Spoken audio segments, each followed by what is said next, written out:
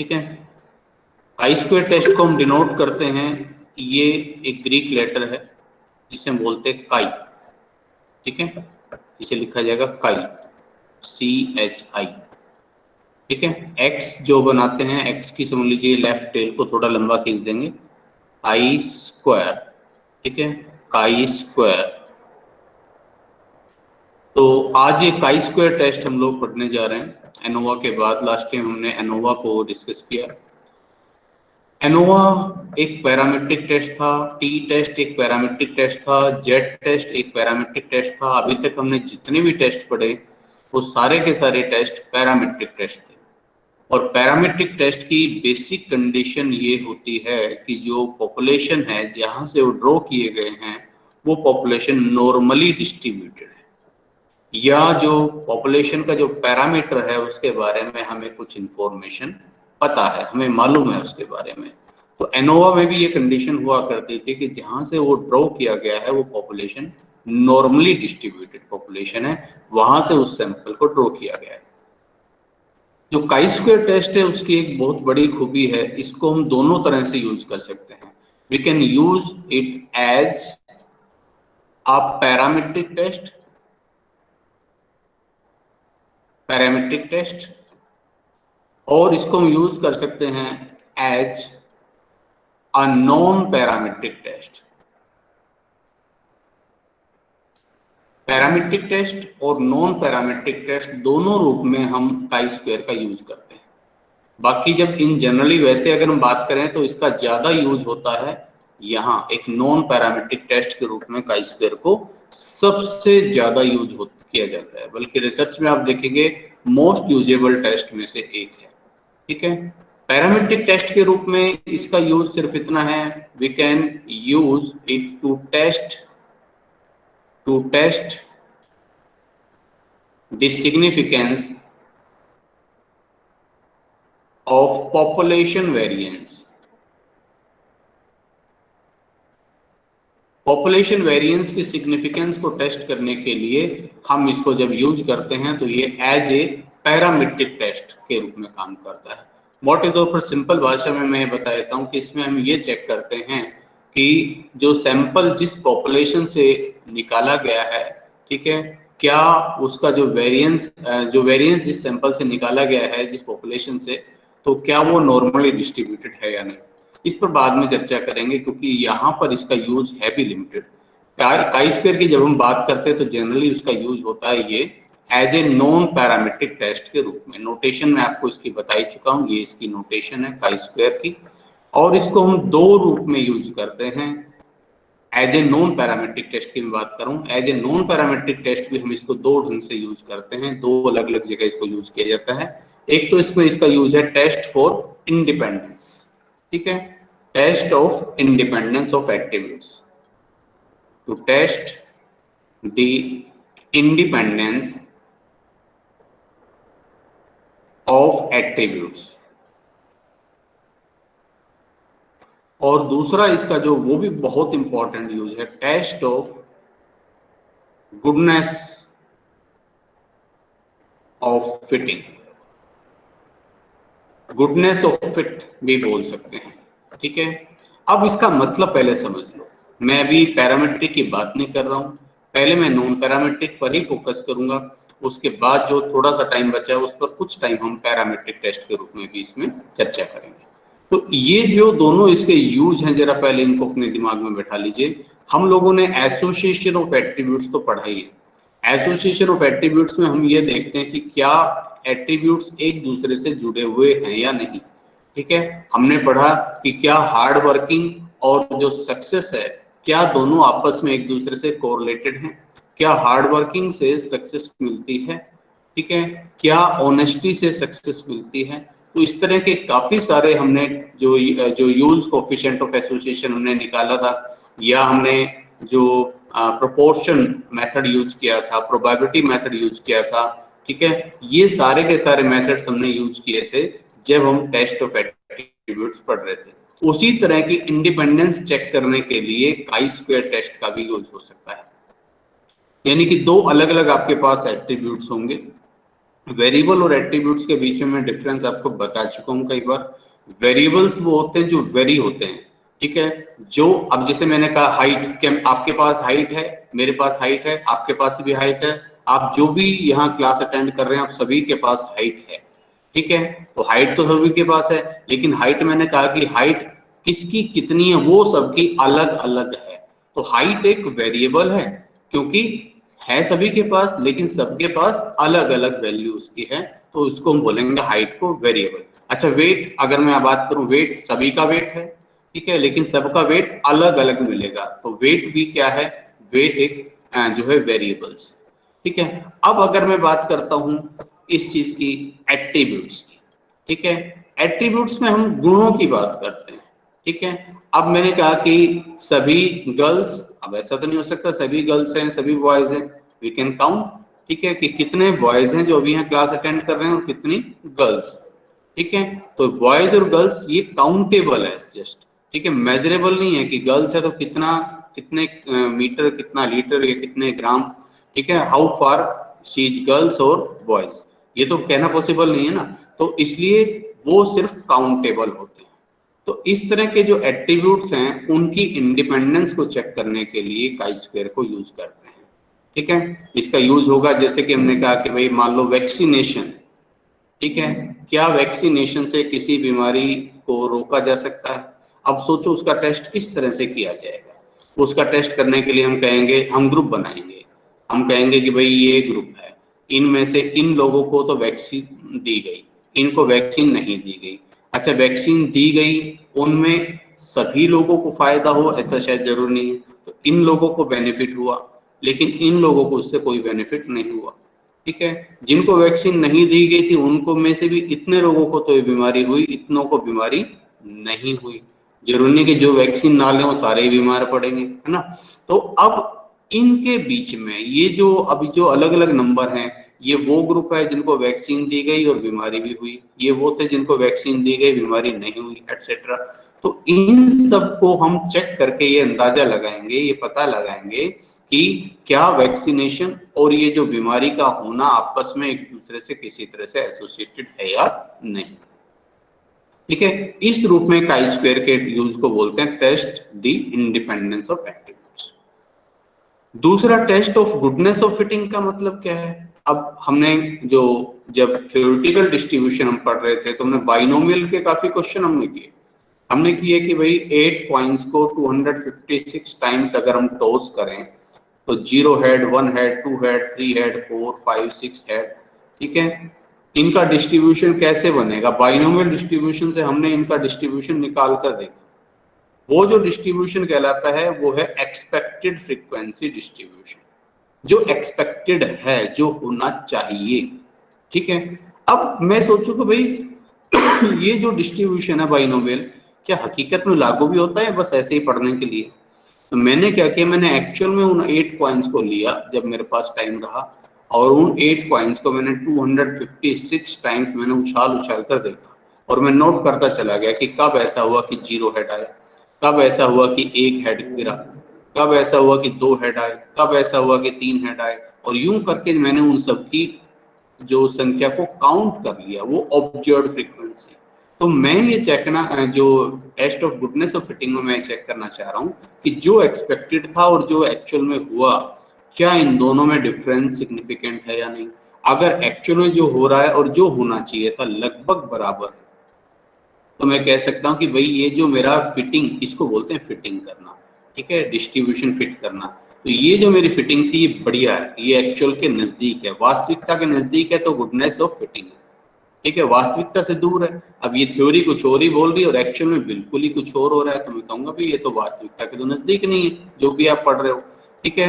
तो ये goodness of fitting नहीं कहा जा सकता। तो यहाँ पर हमारे पास इस तरह की सिचुएशन होगी, एक जो थियोरेटिकली जो होना चाहिए, एक जो एक्चुअल में जो हो रहा है, और उन ऑब्जर्व्ड और एक्सपेक्टेड फ्रीक्वेंसी के बीच में हम डिफरेंस को चेक किया करेंगे, ठीक है। तो उस रूप में भी हम काई स्क्वायर टेस्ट को इस्तेमाल करेंगे, ठीक है। तो आइए शुरू करते हैं chi square test. Chi square test, ठीक है, chi square test as non parametric test, ठीक है, एज टेस्ट ऑफ इंडिपेंडेंस करते हैं पहले, as test of independence of attributes. दो यूज मैंने बताए नॉन पैरामीट्रिक के रूप में इसके, तो दो में से पहला यूज आइए हम इसमें करते हैं कि इंडिपेंडेंस के रूप में कि क्या दो एट्रीब्यूट्स इंडिपेंडेंट है या नहीं है, उसे चेक करने के लिए एक या दो क्वेश्चन अगर आप अच्छे से करते हैं तो आपको सारा समझ में आ जाएगा। अब देखिए एक मैं एग्जांपल ले रहा हूं उसमें सीधा table given below shows the data obtained during the outbreak of smallpox। Smallpox छोटी माता जिसको बोला करते हैं, अब तो खैर लगभग होनी बंद हो गई, इस पर चेहरे पर छोटे छोटे दाने से हो जाया करते थे काफी सारे, और बहुत सारे लोगों को वो जाने के बाद भी उस चेहरे पर निशान रह जाते थे। तो उसकी वैक्सीनेशन जो है तैयार हुई।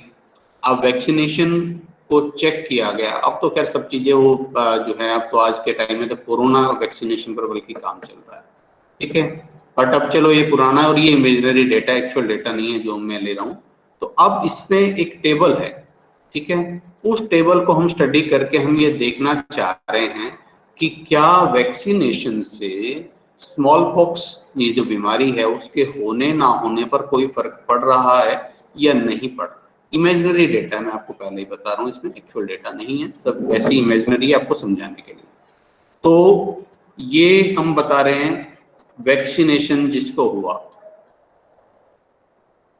वैक्सीनेटेड, इतने लोगों को वैक्सीन दी गई है, ठीक है, और not vaccinated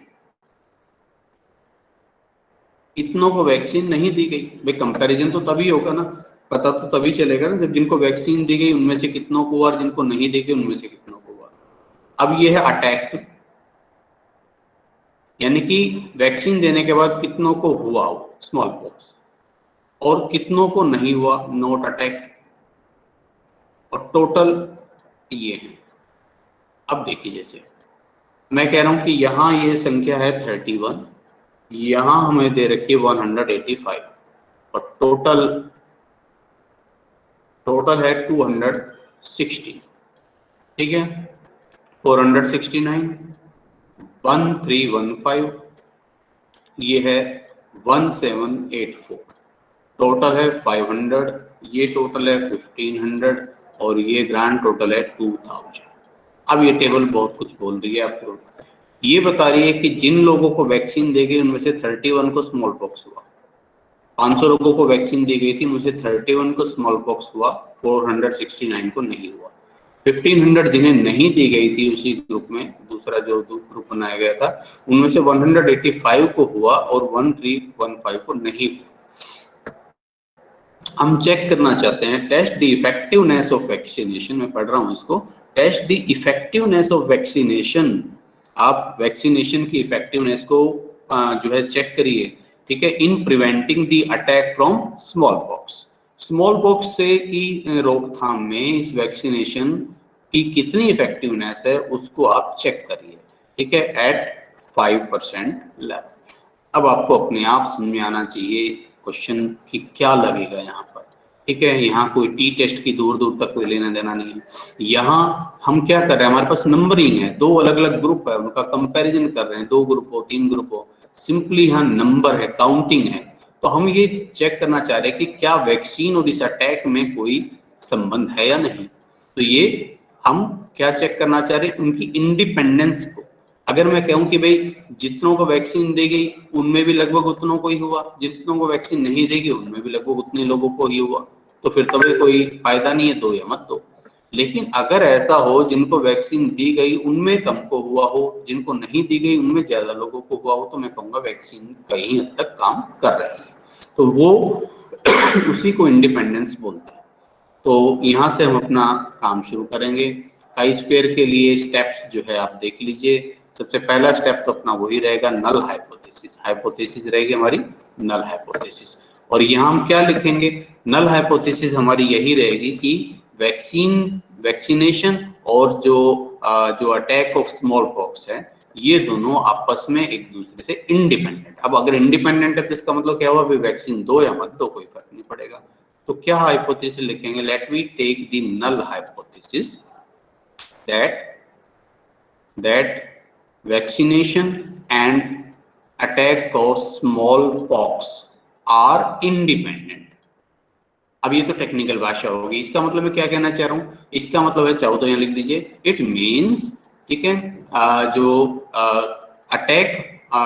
attacking the attack of smallpox is not affected due to vaccination, या vaccination is not effective in preventing smallpox। Simply बात मैं ये कह रहा हूँ, एक्चुअल में मैं कह रहा हूँ कि वैक्सीनेशन प्रभावी नहीं है स्मॉल पॉक्स को रोकने के लिए, मैं यही कह रहा हूँ, क्योंकि जब उसको इंडिपेंडेंट कह रहा हूँ तो मेरा मतलब यही है कि इसका मतलब वैक्सीन दो तब भी वही बात, नहीं तो तब भी वही बात, तो इसका मतलब वैक्सीन को मैं प्रभावी नहीं मान रहा हूँ।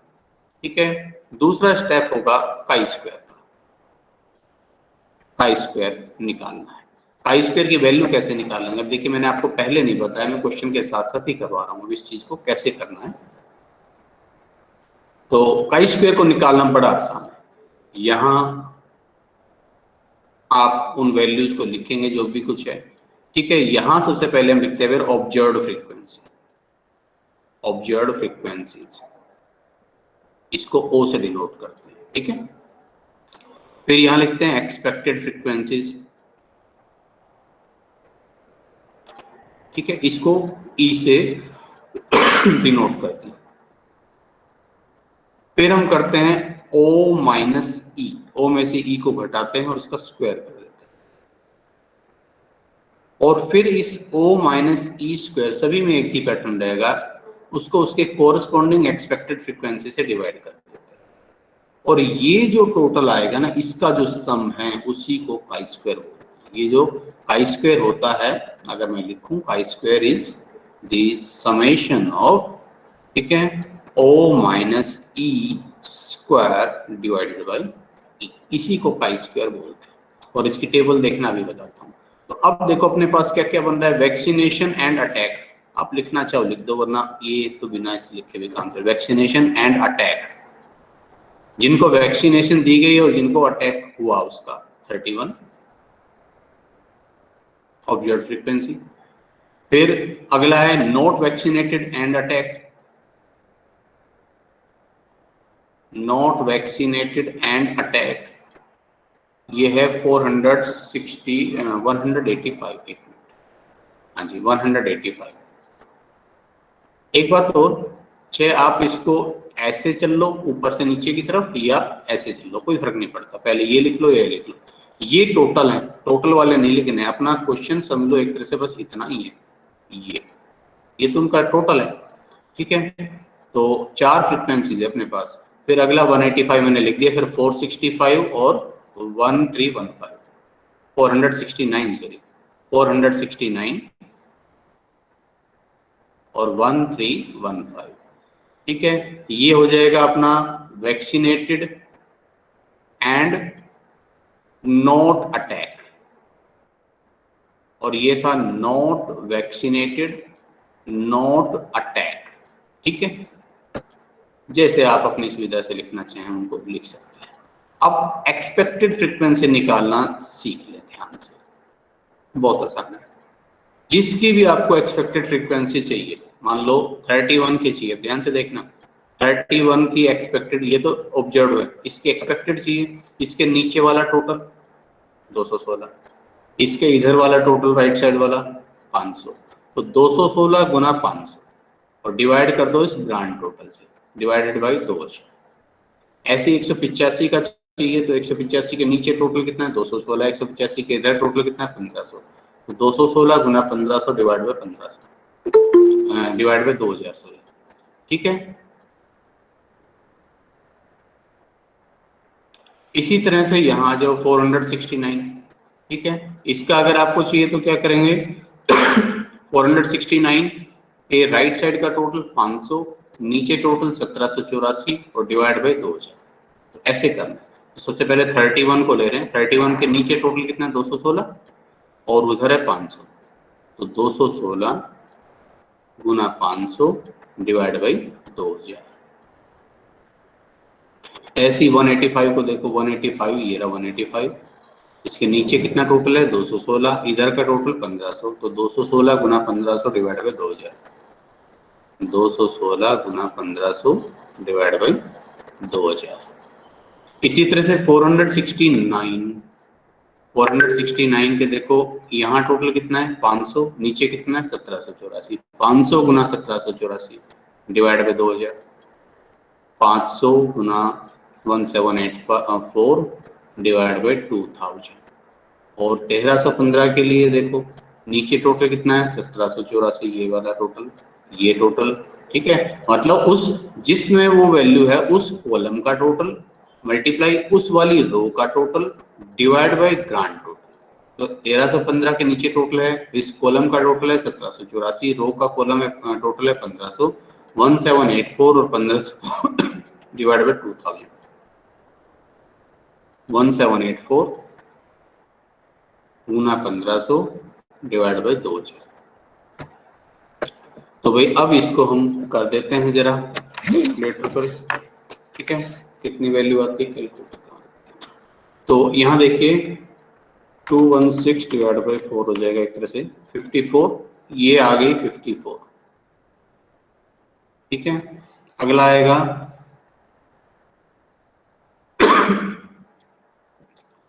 216 डिवाइडेड बाय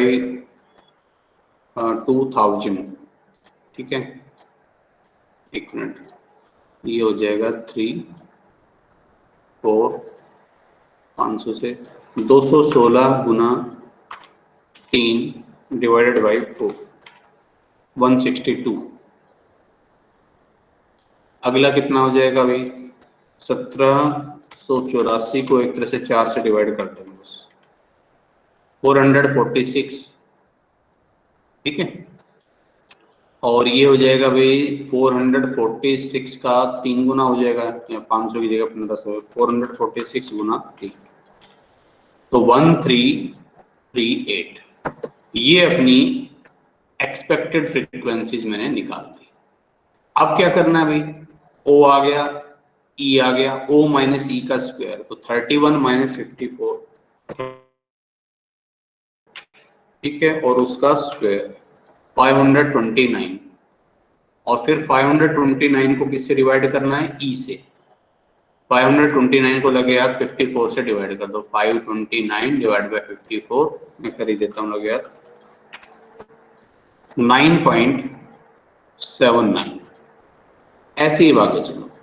अब यहाँ हो जाएगा 185 माइनस 162, 185 माइनस 162, ठीक है, उसका स्क्वायर 529 ही आ रहा है, तो भाई 529 को डिवाइड कर दो 162 से, ई से, तो ये आता है 3.26। आगे चलो, अब ये हो जाएगा, अब देखो 469 माइनस 460 46, 469 माइनस 446, ये सभी का 529 ही आ रहा है, ठीक है, कोई जरूर नहीं कि हमेशा ही ऐसा हो। 529 को 446 से डिवाइड कर दो 1.18, ठीक है। और नेक्स्ट कितना है भाई, नेक्स्ट है 440, नहीं इसका है 1338, यस 1338 वही 23 आएगा, उसका स्क्वायर 529 आएगा। 529 को डिवाइड करना है 1338 से, ई से, तो ये आता है 0.39। ये जो टोटल होता है, ठीक है, ये वाला इस कॉलम का टोटल वही काई स्क्वायर होता है। Chi square is equal to, जैसे मैंने बताया, समेशन ऑफ ओ माइनस ई का स्क्वायर डिवाइड बाय ई। तो ये टोटल अपना कर लेते हैं हम, कितना आ रहा है 9.79 प्लस 3.26 प्लस 1.18 प्लस 0.39, 14.62, ये हमारी काई स्क्वायर की वैल्यू आ गई। अब पहला स्टेप हाइपोथेसिस, दूसरा स्टेप काई स्क्वायर निकालने का, काई स्क्वायर कैसे निकलेगा बता दिया। तीसरा स्टेप अब टेबल वैल्यू, और उसके लिए हमें चाहिए डिग्री ऑफ फ्रीडम। तो डिग्री ऑफ फ्रीडम कैसे निकालेंगे? डिग्री ऑफ फ्रीडम यहाँ रो और कॉलम वाले क्वेश्चन में रहेगी r-1 c-1। पाई स्क्वायर वाले क्वेश्चन में रो डिग्री ऑफ फ्रीडम का बहुत ज्यादा महत्व है, कई बार अलग अलग ढंग से निकलेगी। ठीक है, तो फिलहाल अभी आप पॉइंट टू पॉइंट समझते चलो। तो डिग्री ऑफ फ्रीडम हम निकालेंगे r-1 c-1। Number of r means number of rose, c means number of column. ठीक है, नंबर ऑफ रोज, रोज कितनी है, नंबर ऑफ कॉलम्स, कॉलम्स कितने, अब रो कितनी है अपनी, देखो जरा क्वेश्चन में। रो में अब आप ये मत कहना ये वाली 1 2 3 टोटल वाली काउंट नहीं होती भाई। इसी तरह से कॉलम भी आप देखें, अटैक, नॉट अटैक और टोटल, टोटल वाला मत करो। 1 2 1 2, दो ही रो हैं, दो ही कॉलम है। तो 2-1 2-1 r 2 है, कॉलम 2 है। ठीक है, तो 2-1 इंटू 2-1 1 इंटू 1 यानी कि 1। तो डिग्री ऑफ फ्रीडम हो जाएगी अपनी, डिग्री ऑफ फ्रीडम जिसको न्यू से डिनोट करते हैं। ठीक है, तो degree of freedom is equal to 1। और अब टेबल देखो इसकी, ये काई स्क्वायर की टेबल होती है ये वाली, आप देख पा रहे हैं वैल्यू ऑफ काई स्क्वायर। ठीक है, ये आपको यहाँ डिग्री ऑफ फ्रीडम नजर आ रही होगी, सबसे पहला जो कॉलम है यहाँ डिग्री ऑफ फ्रीडम 1 पर आप देख लें किस लेवल पर आपको वैल्यू चाहिए। ठीक है, ये 1, यहाँ देखो 0.1 का मतलब है 10%, 0.05 का मतलब है 5%, 0.025 का मतलब 2.5%, ये 1% है। ठीक है, तो बस अपना 5% ही ज्यादा यूज होता है, तो इसी पर फोकस करते हैं। तो 1 डिग्री ऑफ फ्रीडम पर 5% पर वैल्यू 3.84। ठीक है, 3.84 5% पर। तो आप लिखेंगे टेबल वैल्यू या क्रिटिकल वैल्यू 3.84। अब क्या कहेंगे, कंप्यूटेड वैल्यू कितनी है 14.62।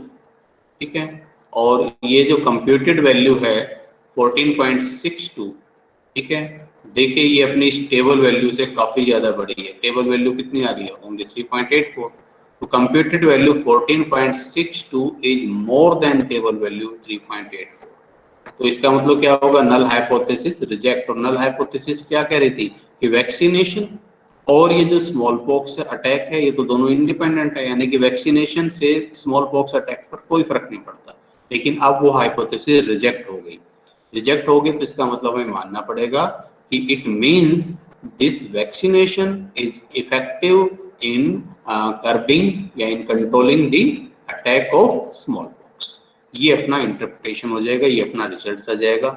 इस तरह के जो क्वेश्चंस हैं वो इंडिपेंडेंस टेस्ट करने वाले क्वेश्चन कहलाते हैं। ठीक है ना, एट्रीब्यूट्स की इंडिपेंडेंस को टेस्ट करने वाले क्वेश्चन कहलाते हैं। ठीक है, इसी तरह के क्वेश्चंस इसमें आएंगे। एक और एग्जांपल हम इसमें ले सकते हैं। ठीक है, अगर थोड़ा सा और आप तसल्ली करना चाहें तो इसमें, ठीक है, उसमें कैलकुलेशन वर्क हम नहीं करेंगे, इसमें एज इट इज ही ले लेंगे, जो वैल्यू जाएगी सीधा समझाने के लिए मैं बात कर रहा हूँ। अब क्या है, following table shows the condition of home and condition of children. ठीक है, ये कहता है कि जैसी घर की कंडीशन, घर जिस तरह का हो बच्चे भी वैसे दिखेंगे। ठीक है, कोई सर्वे किया और कहा कि भाई देखो घर अगर साफ सुथरा है तो बच्चे भी साफ सुथरे दिखेंगे, और घर अगर मान लीजिए बिखरा हुआ है तो बच्चे भी जो है मतलब साफ सुथरे नजर नहीं आएंगे। तो अब इसके लिए एक टेस्ट किया गया। ठीक है, एक सर्वे किया गया, वही इमेजिनरी डेटा है सब कुछ। तो क्लीन, यह है होम कंडीशन, होम कंडीशन घर की स्थिति, क्लीन और नॉट क्लीन। घर जिसको हम क्लीन कहें या जिसको नॉट क्लीन कहें, दो कैटेगरी में बांटा हुआ है। बच्चों को इन्होंने 3 कैटेगरी में बांटा है। कंडीशन ऑफ चिल्ड्रन, बच्चों को 3 कैटेगरी में बांटा। एक क्लीन, जिनको हम क्लीन बोल सकते हैं, एक फेयरली क्लीन, ठीक ठाक से हैं बस, ना बिल्कुल खराब ना साफ सुथरे, और डर्टी। ठीक है, और ये हो गया अपना टोटल। तो अब इस क्वेश्चन में अपने रो तो 2 हैं, कॉलम 3, कोई फर्क नहीं पड़ता, वैसे ही होगा सारा। तो 76 43 टोटल है 190, यानी कि 119 बच्चे बिल्कुल साफ सुथरी कैटेगरी में आए हैं। ठीक है, 38 और 17, इसी तरह से 25 और 47 टोटल है 72,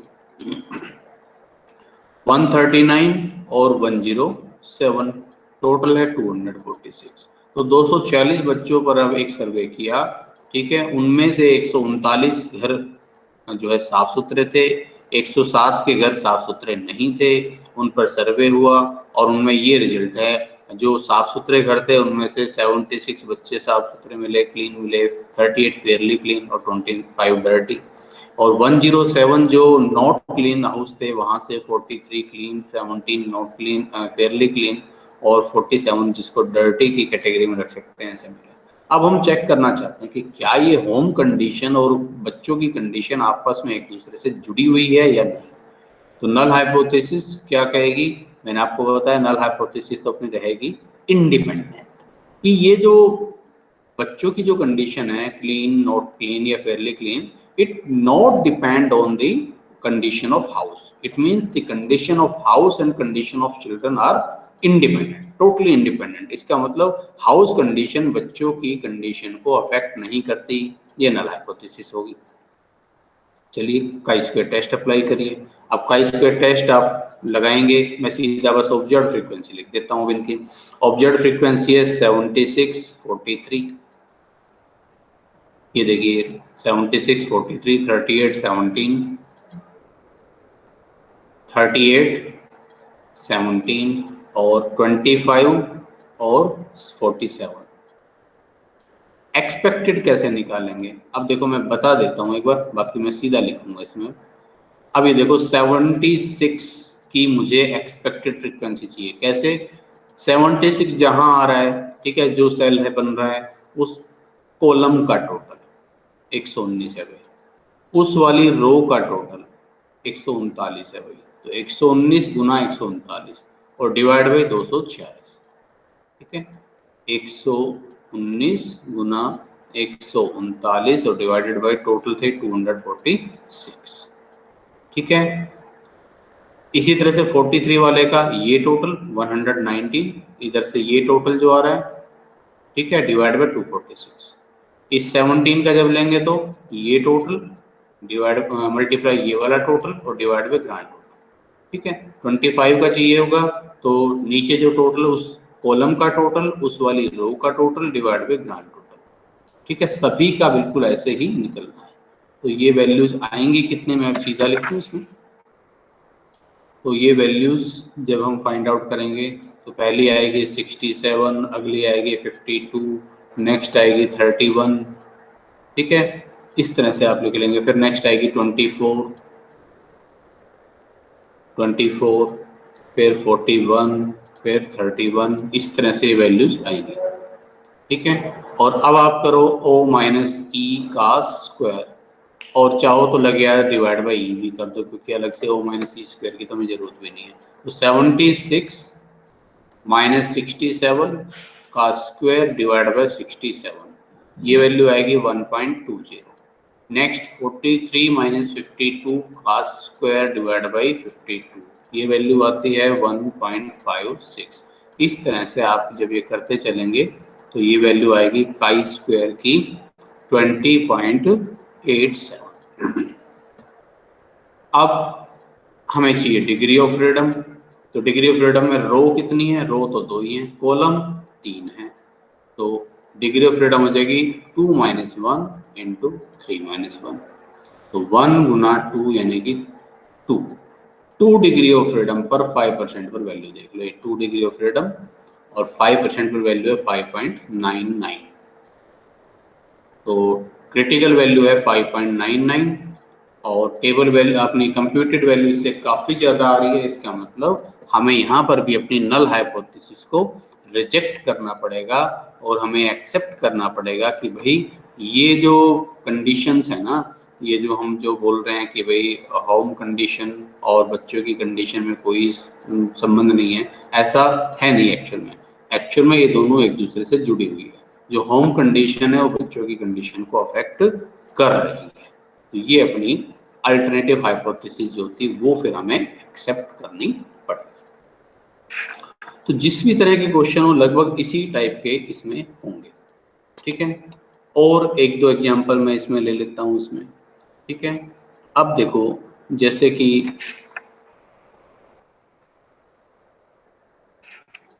आज हम इंडिपेंडेंस वाले ही करते हैं क्वेश्चन, ठीक है। हाँ जी, अब एक जो है देखिए ऑब्जर्व फ्रीक्वेंसी और एक्सपेक्टेड फ्रीक्वेंसी में कैसे निकालते हैं वो अब आपने देख लिया, ठीक है। जहां रो कॉलम है वहां तो कैसे निकालेंगे, जहां रो कॉलम नहीं है वहां कैसे निकालेंगे, ठीक है। अब एक क्वेश्चन है, एक पर्सनल मैनेजर ने ये कहा कि यार एक डेटा निकालो, मैं देखना चाहता हूं कि सप्ताह के कौन से दिन एब्सेंट ज्यादा है। तो उसने पिछले कुछ एक साल का डेटा निकाला, ठीक है, पिछले एक वर्ष का डेटा उन्होंने निकाला, ठीक है। एक वर्ष का 5 वर्ष का डेटा उन्होंने निकाला, 5 years का, ठीक है। और ये डेज ऑफ वीक है, ध्यान से पहले क्वेश्चन को समझना, डेज ऑफ वीक, और ये है नंबर ऑफ एब्सेंटीज। अब डेज हैं वर्किंग डेज जो अपने मंडे, ट्यूसडे, ठीक है, वेंसडे, ठीक है, थर्सडे, फ्राइडे और सैटरडे। थर्सडे 5 days वीक ही है इनका तो, फ्राइडे, ठीक है। 5 दिन जो इनके वर्किंग डेज हैं ये इन्होंने निकाले, और मंडे को कितने लोग एब्सेंट रहे फैक्ट्री से, 66, ट्यूसडे को 57, और वेंसडे को 54, फिर थर्सडे को 48, फ्राइडे को 75, फ्राइडे को 75। अब इस ये देखकर इसके माइंड में कुछ ऐसा आ रहा है कि भाई इससे ऐसा लग रहा है कि शायद फ्राइडे को लोग ज्यादा छुट्टी करते हैं, एक भी ऐसा एरिया फ्राइडे या मंडे को ज्यादा छुट्टी करते हैं। थोड़ा सा कुछ लॉजिकल समझ में भी आता है, जब छुट्टी के साथ छुट्टी जो है अक्सर ज्यादा की जाती है, संडे के बाद में मंडे किया तो एक छुट्टी एक्स्ट्रा हो जाएगी। ये या मान लीजिए फ्राइडे की अगर ये एक छुट्टी कर रहे हैं तो सैटरडे संडे को 2 छुट्टी और आगे मिलनी है, एक्स्ट्रा हो जाएगी। पर क्या एक्चुअल में ऐसा है या नहीं है, ठीक है। हमें जो बात करनी है स्टैटिस्टिक्स में, वो बात करनी है डेटा के बेस पर, प्रूफ के बेस पर बात करनी है, हमें अपनी ओपिनियन नहीं रखनी होती। तो अब ये क्वेश्चन आपके सामने, और ये कहना चाह रहा है, ये पूछना चाह रहा है कि आप हमें बताइए कि whether the absentee is affected due to day of week, क्या जो एब्सेंटीज हैं वो डे ऑफ वीक से कहीं ना कहीं कोरिलेटेड है या नहीं है, ठीक है। क्या ये इंडिपेंडेंट है, मतलब ये पूछना चाह रहा है कि ये जो डेज ऑफ वीक और नंबर ऑफ एब्सेंटीज, क्या ये आपस में एक दूसरे से इंडिपेंडेंट है या जुड़े हुए। अगर इंडिपेंडेंट होते तो क्या होना चाहिए था, अब सोचो जरा। अब इसकी एक्सपेक्टेड फ्रीक्वेंसी कैसे निकालोगे, रोज कॉलम जहां नहीं होंगे वहां एक्सपेक्टेड फ्रीक्वेंसी सोचोगे तब निकलेगी।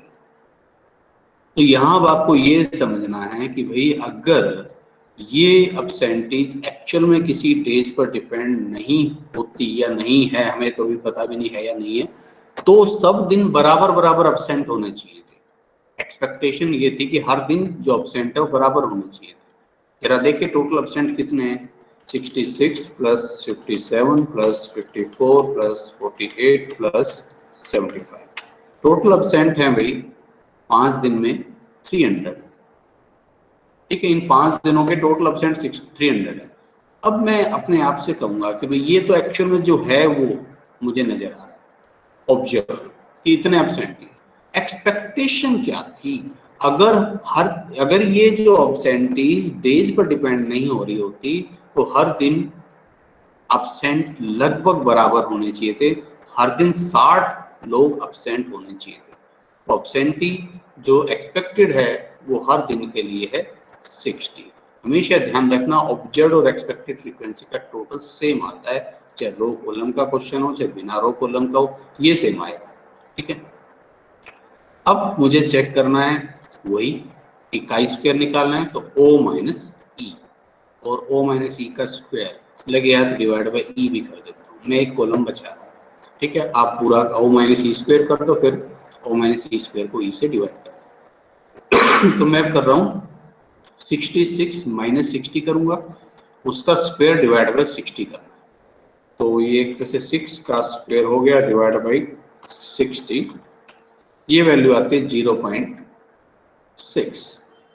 ठीक है, इसी तरह से मैं अब करता चला जाऊं इसको, 57 माइनस 60 का स्क्वायर डिवाइड बाई 60, तो 3 का स्क्वायर डिवाइड बाई 60 0.15 आता है। नेक्स्ट, अब मैं इसको करता चला जाता हूँ। इसी तरह से जब मैं करूँगा तो 0.15, 0.60, 2.40 और 3.75 आता है। मैंने इनका टोटल कर दिया, जो कि काई स्क्वायर होता है। ठीक है, काई स्क्वायर क्या होता है? ओ माइनस ई का स्क्वायर डिवाइड बाई ई और उस पूरे का समेशन। ये वैल्यू आती है 7.50। ठीक है, ये काई स्क्वायर आ गया। अब ये सिग्निफिकेंट वैल्यू है या नहीं, इसका पता कैसे चलेगा? मुझे टेबल वैल्यू चाहिए। ठीक है, टेबल वैल्यू निकालते हैं।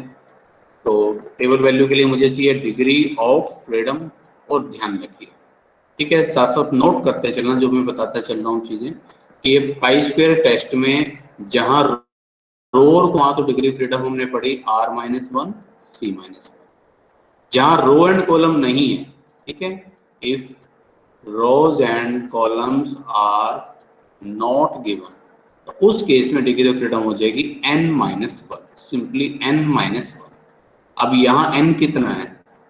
5 दिन की तो डेटा है, तो डिग्री ऑफ फ्रीडम हो जाएगी अपनी 5-1 यानी कि 4। और 4 डिग्री ऑफ फ्रीडम पर अब आप चेक करो, 1 2 3 4 डिग्री ऑफ फ्रीडम पर वैल्यू आती है 9.49। आप देख रहे हैं 5% पर 9.49, तो ये वैल्यू आती है 9.49। अब 9.49 ये टेबल वैल्यू है, और अपनी वैल्यू का स्क्वायर की आ रही है ओनली 7.50। इसका मतलब हमें अब अपनी नल हाइपोथेसिस को एक्सेप्ट करना पड़ेगा। H0 accepted. H0 क्या थी? कि जो अब्सेंटीज है वो नंबर ऑफ डेज पर, डेज ऑफ वीक पर डिपेंड नहीं कर रही है। ठीक है, इसका मतलब ये जो आपको दिख रहा है बाय चांस है, कोई सिग्निफिकेंटली ऐसा नहीं है कि फ्राइडे को ज्यादा छुट्टी हो या ट्यूसडे को कम हो या वेंसडे को कम हो। ठीक है, लगभग ये बराबर उसी ढंग से ही काम करते हैं। ठीक है, तो इस तरह के क्वेश्चन इसमें रहेंगे। एक बहुत बड़ा फेमस सा क्वेश्चन है, मैं उसको छोड़ना नहीं चाह रहा, वो मैं आपको और करवा देता हूँ। ठीक है, एक बार एग्जाम में उसको रिपीट भी किया गया है, उसमें भी आपको जो एक्सपेक्टेड फ्रीक्वेंसीज है वो इसी ढंग से निकालनी पड़ेगी। ठीक है, मिलता है तो ठीक है, नहीं तो मैं आपको बता देता हूँ किस तरह का क्वेश्चन इसमें है। ठीक है, हाँ जी, पी ब्रीडिंग पर एक्सपेरिमेंट्स हुआ। ठीक है, और ये मेंडल जो है उन्होंने काफी सारा काम किया है इस पर, इस तरह की जो रिसर्च है आपकी बॉटनी पर काफी काम किया हुआ है। तो पी ब्रीडिंग जो मटर के दाने जो है उस पर उन्होंने कुछ रिसर्च की। अब ये क्या कहता है देखो, in an experiment of P breeding Mendel got the following frequencies of seeds. Mendel जो जिसने एक्सपेरिमेंट किया उसने कहा कि ये जो एक्सपेरिमेंट है उसके हिसाब से उसने कहा कि राउंड एंड येलो,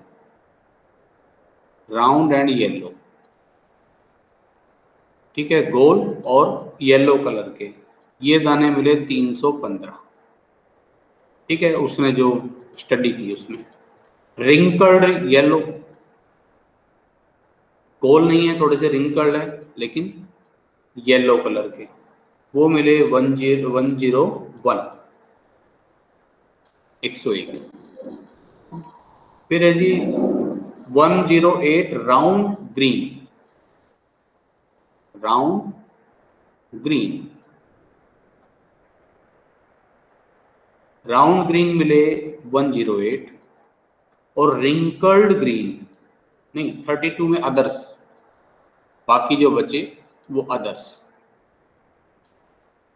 उसके हिसाब से जो मटर के दाने जो थे, जो उसने देखा कि भाई कितने होने चाहिए, तो एक्चुअल में जब उसने पी ब्रीडिंग की तो उसमें ये इतने मिले, जो मिले एक्चुअल में मिले वो ऑब्जर्व फ्रीक्वेंसी। अब उसकी थ्योरी क्या कहती है? ठीक है, theory predicts that the frequency should be in proportion of 9:3:1। उसकी थ्योरी कहती है कि ये प्रोपोर्शन 9:3:3:1 के रेशियो में होना चाहिए। ठीक है, एक्चुअल में जो मिला वो ये है, उसकी थ्योरी कहती है कि इस रेशियो में होना चाहिए। अब देखिए यहाँ अब एक्सपेक्टेड फ्रीक्वेंसी क्या होगी, कि होना क्या चाहिए, ये जो है इसका टोटल अगर मैं कर लेता हूँ, ये टोटल आता है भाई, अगर मैं इसको टोटल करता हूँ तो दिस वैल्यू इज 556। तो ये 556 9:3:3:1 के रेशियो होना चाहिए। 9 और 3 12, 12 और 3 15 और 1 16। ठीक है, यानी कि पहले वाले की एक्सपेक्टेड फ्रीक्वेंसी होनी चाहिए 556 मल्टीप्लाई 9 डिवाइड बाई 16। अगले की 556 मल्टीप्लाई 3 डिवाइड बाई 16। अगले की होनी चाहिए 556 मल्टीप्लाई 3 डिवाइड बाई 16 और 556 मल्टीप्लाई 1 डिवाइड बाई 16। ठीक है, तो इस हिसाब से वैल्यू 34.75, 104.25, 104.25 और 312.75 ये होनी चाहिए और ये हुई। अब वो पूछ रहे कि क्या उसकी थ्योरी एक्चुअल में बैठ रही है कहीं। ठीक है, अब एक्चुअल में बैटरी होगी तो क्या होगा कि जो उसने प्रेडिक्शन की थी लगभग उतना ही आना चाहिए, रिजल्ट उससे अलग नहीं आना चाहिए। तो हम देखें, हम ये देखना चाह रहे हैं कि ऑब्जर्व्ड और एक्सपेक्टेड में डिफरेंस है या नहीं, सिग्निफिकेंट है या नहीं।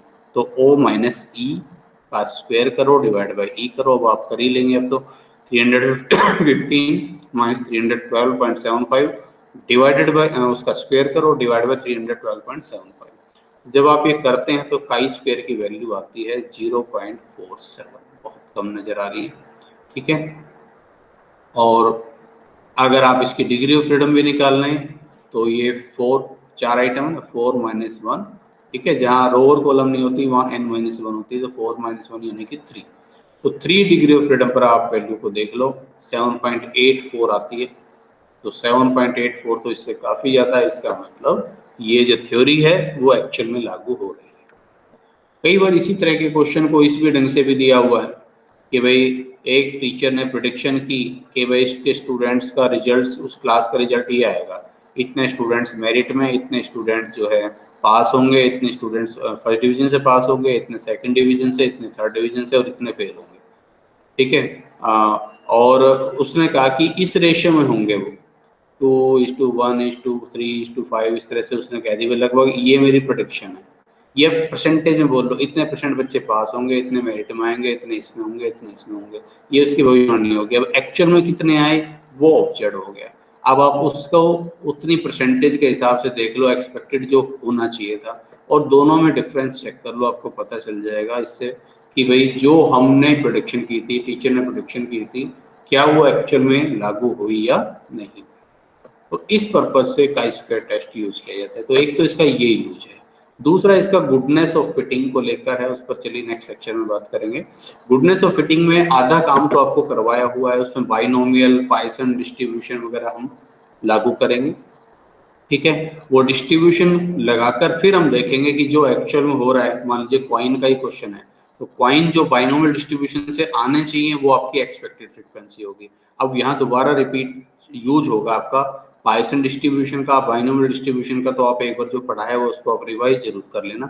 ठीक है, ऑब्जर्व फ्रीक्वेंसी दे रखी होगी और एक्सपेक्टेड फ्रीक्वेंसी होगी जो उसके बाइनोमियल या पॉइसन डिस्ट्रीब्यूशन से आएगी, और फिर उन दोनों का difference O minus E square करके करेंगे, आगे का प्रोसेस सेम रहेगा। एक दो चीजें इसमें छोटी छोटी और होती है, डिग्री ऑफ फ्रीडम में कुछ करेक्शंस की जाती है, उनको हम समझेंगे, और एक होती है येट करेक्शन और पूलिंग। ठीक है, उन दोनों पर नेक्स्ट लेक्चर में बात करेंगे, और लास्ट में फिर हम इसको समझेंगे कि इसको एज ए पैरामेट्रिक टेस्ट भी जो हम यूज करते हैं वो कैसे करते हैं। ठीक है, तो आज इतना ही, इसको आप रिवाइज करें। ठीक है, थोड़ा सा प्रैक्टिस कर लें इस पर अच्छे से, ताकि ये अच्छे से समझ में आ जाए आपको। नेक्स्ट टाइम आगे करेंगे इसमें, जैसे कि मैंने आपको बताया।